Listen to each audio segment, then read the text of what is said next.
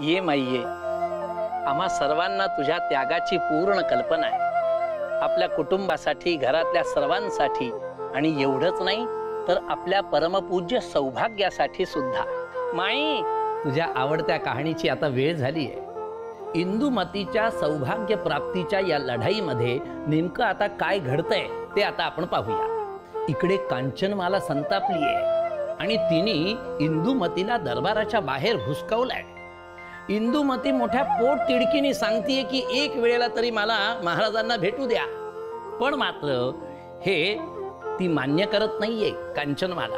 आता अशा या प्रवासामध्ये इंदुमतीचं काय होणार हे आता आपण बघतोय. सरदार कुमार, महाराणी माझं ऐका तरी. सोड मला. महाराणी, महाराणी माझं ऐका. महाराणी. कंठा,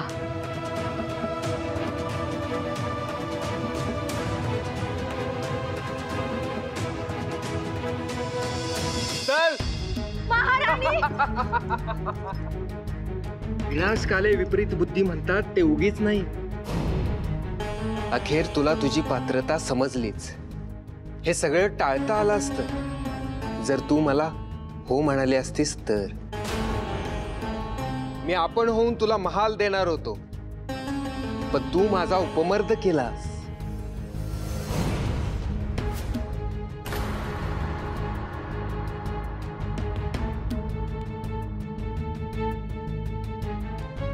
मागील वेळी केवळ एका हातावर वार केला होता.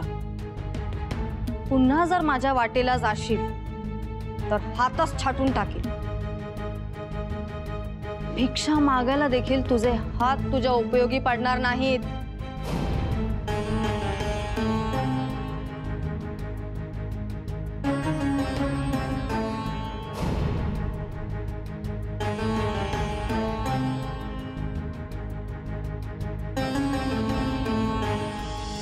महाराणी, आपला संताप योग्य असेलही, परंतु माझं म्हणणं ऐकून.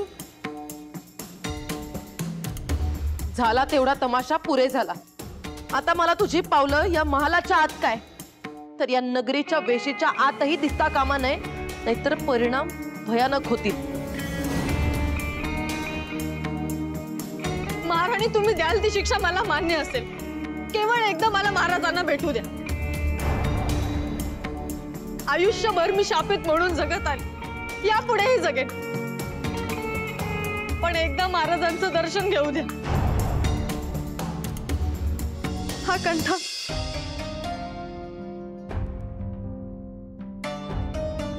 हा कंठा महाराजांनीच माझ्या गळ्यात बांधला होता. अजूनही त्यांचा स्पर्श जाणवतो मला. त्यांच्या मायेची ऊब जाणवते. महाराणी,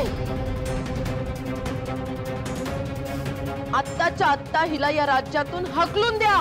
नाही महाराणी, महाराणी माझं ऐका तरी. माझं ऐका तरी. महाराणी माझा कंठ सोड मला. महाराणी माझं ऐका. महाराणी.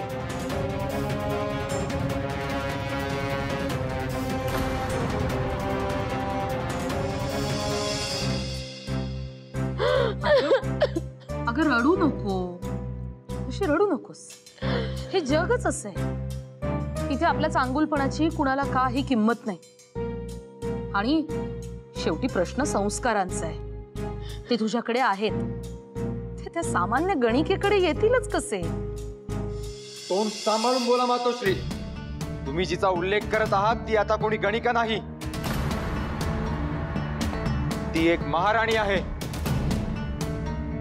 आम्ही तिच्याशी गांधर्व विवाह केला आहे याचे भान असावे. आणि इथे नेमके झाले तरी काय? आणि आम्हाला का कळवण्यात आली नाही ती आली असताना? आणि सर्वप्रथम तिला इथे बोलावले कोणी? आम्हाला एक धाकटी बहीण लाभली. या आनंदात तिचे स्वागत करायला तिला आम्ही तिथे बोलवले होते, सौभाग्याचे वाण लुटायला. पण तिने आमचे प्रामाणिक मन जाणलेच नाही. अहो अहो, उंची वस्त्र म्हणू नका, अलंकार हिरे माणकं म्हणू नका, काय नाही दिलं आमच्या मुलीनी, पण तिने भर सभा मंडपात कांचन मानेचा पाण उतारा केला हो.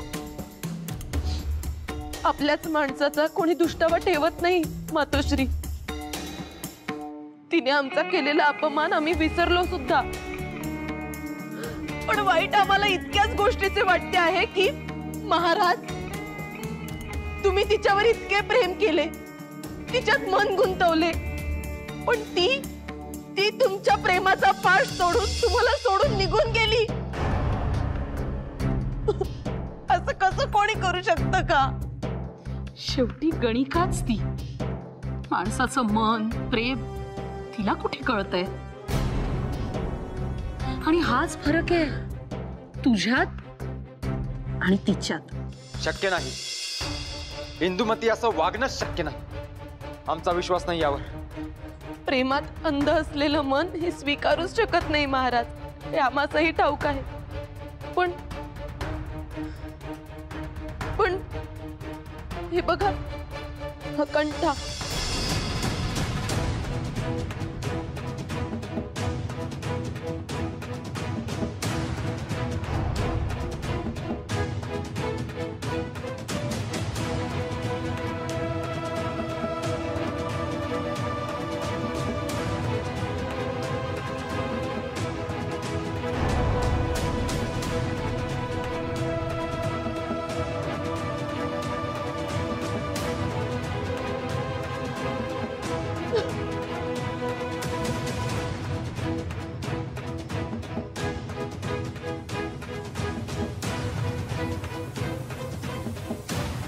हा कंठा आम्हीच विवाहाच्या वेळी तिला घातला होता. म्हणजे तिच्यासाठी सौभाग्य अलंकारच ना हा? अहो, एखादी स्त्री स्वतःचा प्राण देखील देईल, पण ही वस्तू स्वतःपासून कधीच दूर करणार नाही. पण त्या इंदुमतीने कट्यारीने एखाद्याचा गळा कापावा असा तो कंठा एका क्षणात काढून टाकला, आणि तुमच्या प्रेमाचे मोती सर्वत्र पसरले. तिने हत्या केली आहे महाराज. तुमच्या प्रेमाची तिने हत्या केली आहे. कांचन, मला काय बोलताय तुम्ही? हे सत्य आहे महाराज, आणि सत्य नेहमी कटूच असतं. तुम्ही प्रेम केलं, पण त्या प्रेमाचं नाटक तिने केलं. स्वतःचं रंजन करणारा खेळ खेळली ती, आणि जसा दुसऱ्या नगरीतून सांगावा आला तशी पळाली. सरड्यापेक्षा तीव्रतेने रंग बदलणारी नागिण आहे ती. तिच्या रूपाच्या जाळ्यात तुम्ही अडकलात, आणि माझ्या लेकीला अद्वा तद्वा बोलला. पण महाराज, एक सांगते, आमची कांचन मला किंचित हट्टी आहे, पण मनात कपट नाही हो तिच्या. कुठली स्त्री आपल्या सवतीसाठी एवढं करेल सांगा? पण तिने केलं. तुमच्यावरच्या प्रेमासाठी केलं, आणि हाती काय लागलं? आम्हास ठाऊक आहे महाराज की तुमचा आमच्यावर विश्वास बसणार नाही, पण आपण हवे तर खात्री करून घ्यावी.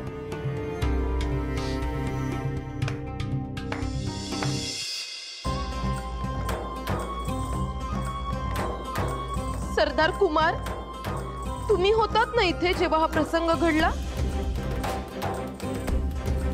महाराज, कदाचित लहान तोंडी मोठा घास घेत असेल, पण मला क्षमा करा.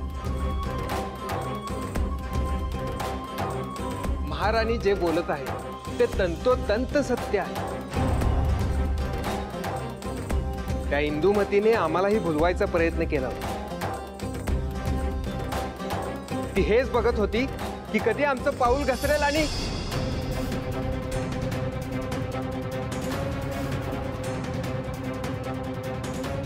अजून एक अपशब्द आणि तुमचा श्वास या देहातून बाहेर निघून जाईल.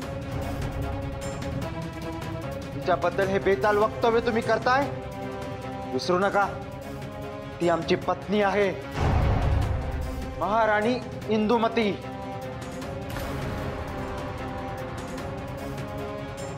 महाराज, हा देह आपल्या राज्याच्या भलाईसाठी अर्पण केला आहे.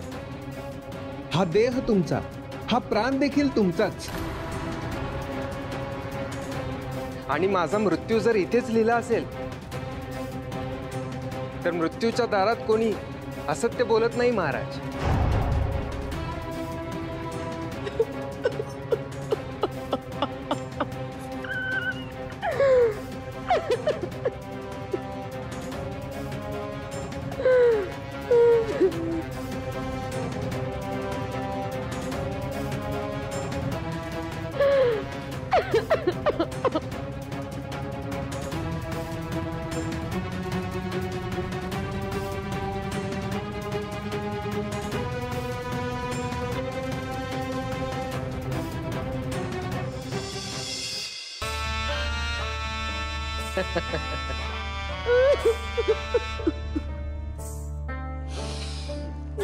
प्रेम अधिक उफाळून यायच्या आधी त्या इंदुमतीचा बंदोबस्त करा.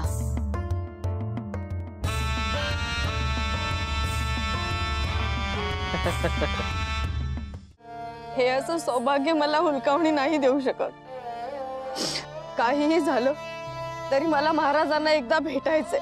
अरे माझ्या देवा नटेश्वरा, अगं अजून तू तोच विचार करतेस आणि कसं भेटणार आहेस महाराजांना? सगळी उत्तर मीच देऊ का? तू आहेस ना माझ्यासोबत, मग कर काहीतरी आणि घडव हे सगळं. अगं वेळ लागले तुला इंदू. एवढं सगळं होऊन आपण जिवंत राहिलो हेच भाग्य समज आपलं. वेस ओलांडून पुन्हा गेलो ना तर जिवंत यायचो नाही बाई माघारी. जीवाची पर्वा नाही मला ललन. जर मी काही चुकीचे केले नाही तर भय कशाचे? साक्षात भगवंतच माझी रक्षा करतील. अगं इंदू, आपण लांब निघून जाणं हेच आपल्यासाठी हिताचं आहे आता तरी.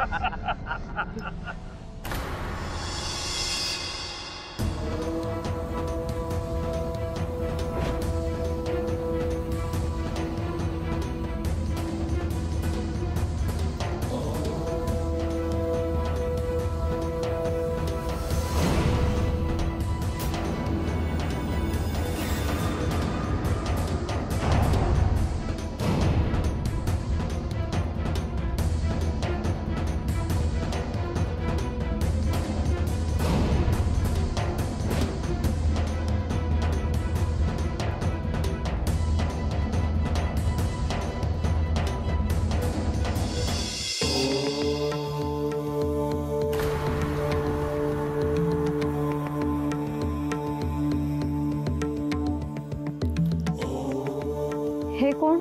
ओळखलं नाहीस? वसिष्ठ ऋषी आहेत हे. अरे माझ्या देवा नटेश्वरा, अगं पाहिलंच का इंदू? साक्षात वसिष्ठ ऋषींनी आपले प्राण वाचविले.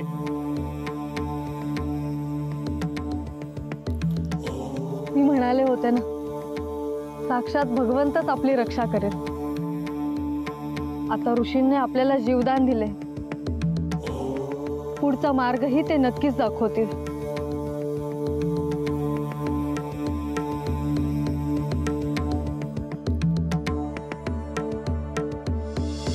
ओम नमः शिवाय. मुनिवर, माझी व्यथा मी आपल्याला सांगितली.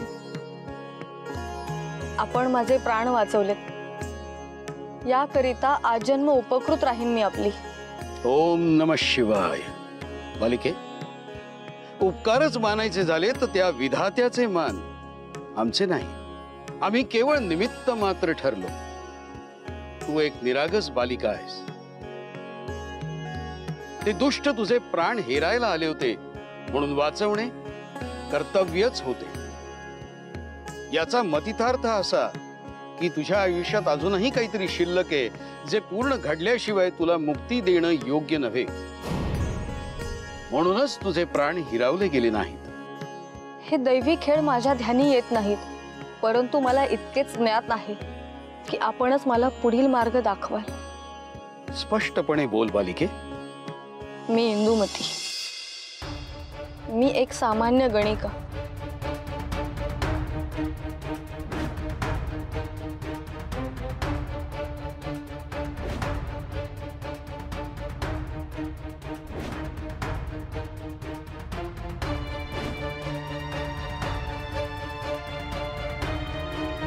एखाद्या चातकासारखी ज्या वर्षावाची वाट पाहिली, त्या वर्षावात मला भिजू देखील दिले नाही. मुनिवर, दैव इतके क्रूर का असावे?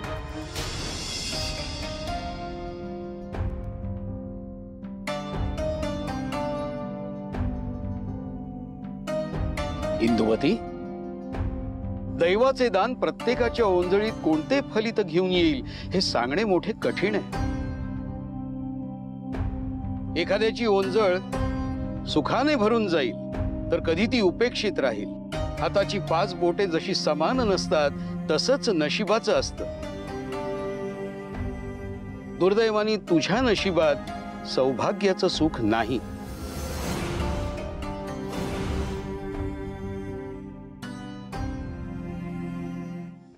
ही ओंजळ या आनंदाची अनुभवाची साठी घडलेली नाही. तू हे सत्य स्वीकारायलाच हवंस.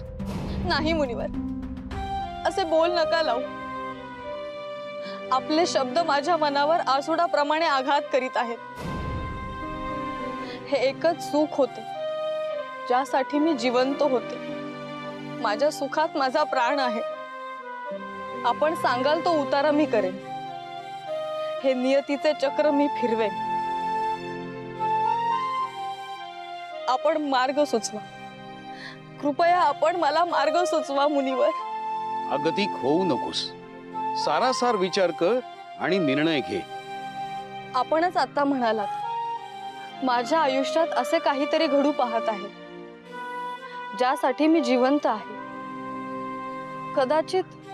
कदाचित ते हेच असावे. कितीही कठोर साधना, व्रत असू द्या, माझे सौभाग्य प्राप्त करण्यासाठी मी ते नक्की करीन.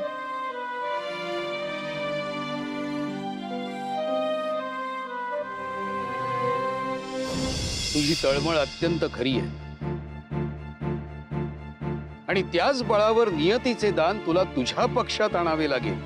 हो, आणेन. वाटेल ते करीन. आपण केवळ मार्ग सुचवावा मुनिवर. हा मार्ग इतका सरळ सोपा नाही.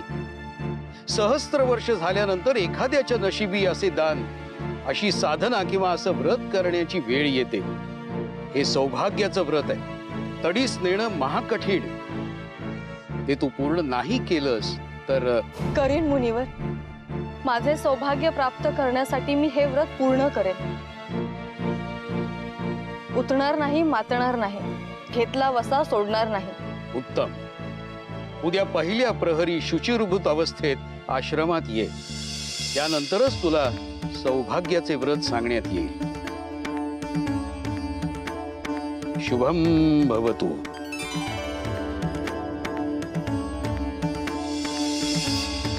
मंडळी, कलुषित मन हे कधीही चांगला विचार करूच शकत नसतं.